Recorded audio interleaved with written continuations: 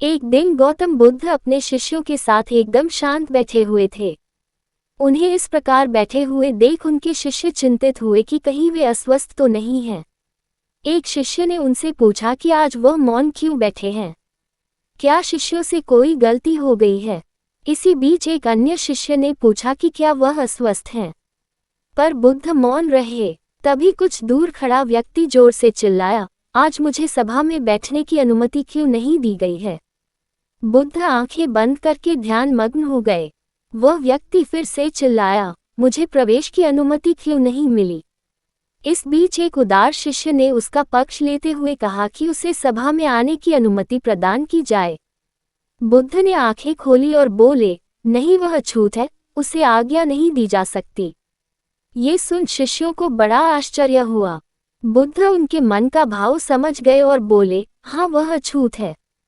इस पर कई शिष्य बोले कि हमारे धर्म में तो जात पात का कोई भेद ही नहीं, फिर वह अछूत कैसे हो गया। तब बुद्ध ने समझाया, आज वह क्रोधित होकर आया है। क्रोध से जीवन की एकाग्रता भंग होती है। क्रोधी व्यक्ति प्रायः मानसिक हिंसा कर बैठता है, इसलिए वह जब तक क्रोध में रहता है तब तक अछूत होता है। इसलिए उसे कुछ समय एकांत में ही खड़े रहना चाहिए। क्रोधित शिष्य भी बुद्ध की बातें सुन रहा था। पश्चाताप की अग्नि में तपकर वह समझ चुका था कि अहिंसा ही महान कर्तव्य व परम धर्म है। वह बुद्ध के चरणों में गिर पड़ा और कभी क्रोध न करने की शपथ ली। आशय ये कि क्रोध के कारण व्यक्ति अनर्थ कर बैठता है और बाद में उसे पश्चाताप होता है। इसलिए हमें क्रोध नहीं करना चाहिए। असल मायने में क्रोधित व्यक्ति अछूत हो जाता है और उसे अकेला ही छोड़ देना चाहिए। क्रोध करने से तन, मन, धन तीनों की हानि होती है।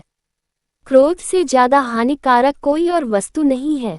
बुद्ध ने कहा भी है, क्रोध को पाले रखना गर्म कोयले को किसी और पर फेंकने की नीयत से पकड़े रहने के समान है, इसमें आप ही जलते हैं।